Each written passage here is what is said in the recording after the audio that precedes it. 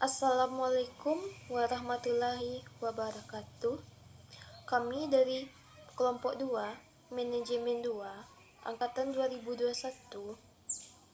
akan mempresentasikan makalah kami yang berjudul Objek dan Subjek Hukum serta Hak Kebendaan yang bersifat sebagai pelunas hutang yang diberikan oleh Bapak Muhammad Hendra SE, MM, selaku dosen aspek hukum dalam bisnis.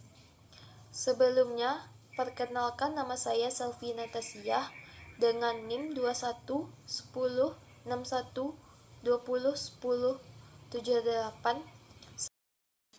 Nama saya Cindy Sheila Majid dengan NIM 21 10 61 20 10 87. Perkenalkan, nama saya Revan Oktrianda dari kelompok 2. NIM saya 21106 1201075. Perkenalkan, nama saya Juanda Nugraha Nura, NIM 21106120.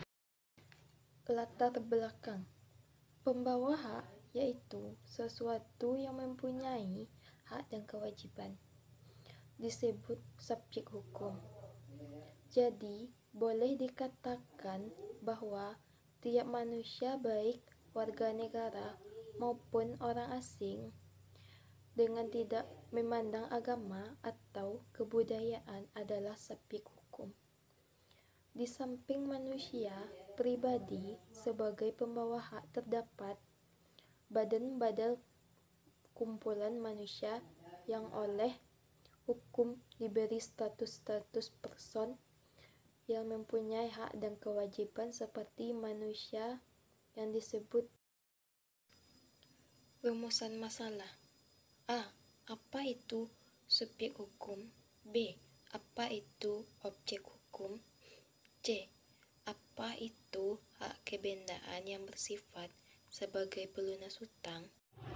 Baiklah, di sini saya akan menjelaskan pengertian subjek hukum. Subjek hukum adalah segala sesuatu yang menurut hukum berhak atau berwenang untuk melakukan perbuatan hukum, atau segala sesuatu yang dapat menyandang hak dan kewajiban menurut hukum. Jenis-jenis subjek hukum. 1. Subjek hukum manusia atau orang. 2. Subjek hukum badan hukum, rich person. Subjek hukum manusia atau orang. Adapun golongan manusia yang tidak dapat menjadi subjek hukum, yaitu yang pertama, anak yang masih di bawah umur, belum dewasa, dan belum menikah. Yang kedua, orang yang berada dalam pengampunan, yaitu orang yang sedang sakit ingatan, pemabuk, dan pemboros.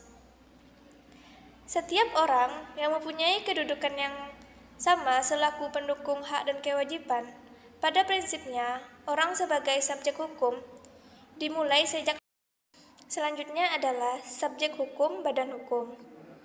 Subjek hukum badan hukum adalah suatu perkumpulan atau lembaga yang dibuat oleh perkumpulan, yang dibuat oleh hukum dan mempunyai tujuan tertentu. Macam-macam badan hukum dapat kita lihat. Contohnya adalah badan hukum publik. Public rich person adalah badan hukum yang dibentuk oleh yang berkuasa berdasarkan perundang-undangan yang dijalankan secara fungsional oleh eksekutif atau badan pengurus yang diberikan untuk tugas itu. Contohnya seperti lembaga-lembaga pemerintahan, bank-bank negara, dan lain-lain. Contoh yang kedua, badan hukum privat, private rich person, adalah badan hukum yang didirikan berdasarkan hukum sipil atau kepentingan atau perdata yang menyangkut kepentingan banyak orang di dalamnya. Contohnya PT, koperasi, firma, dan lain-lain.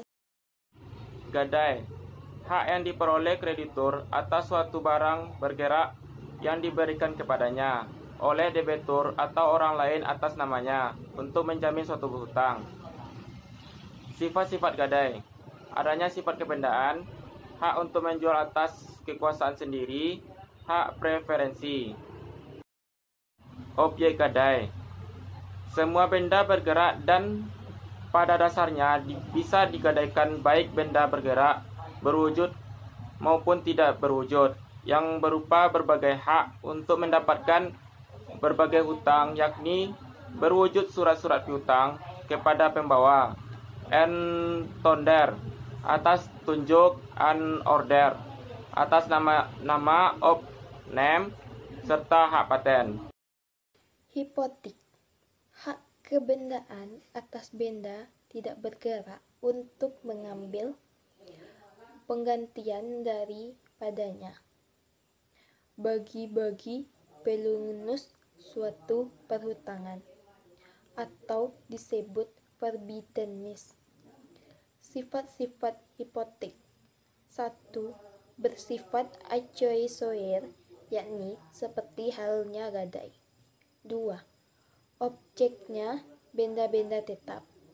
3. Lebih didahulukan pemenuhannya dari piutang yang lain berdasarkan pasal 1133 sampai pasal 1134 ayat 2 KUH pada objek hipotek, benda-benda tak bergerak yang dapat dipindahkan tangankan beserta segala perlengkapannya.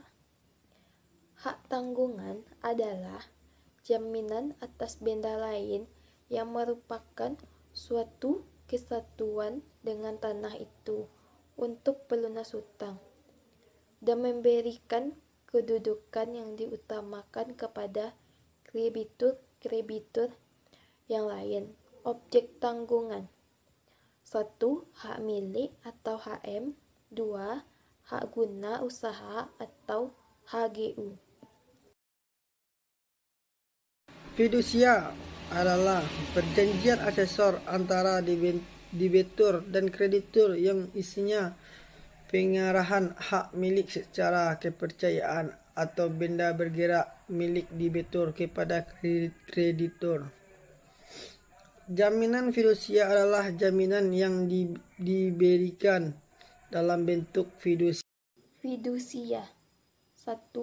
Perjanjian fidusia adalah jaminan fidusia yang harus dibuat dengan akta notaris dalam bahasa Indonesia dan merupakan akta jaminan fidusia. 2.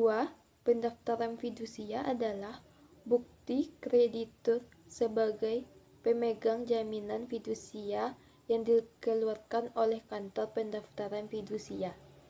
3. Hapusnya jaminan fidusia, yakni jaminan fidusia hapus karena hal berikut. A. Hapusnya utang yang dijamin dengan fidusia. B. Pelepasan hak atas jaminan fidusia oleh debitur. C. Musnahnya benda yang menjadi objek jaminan fidusia.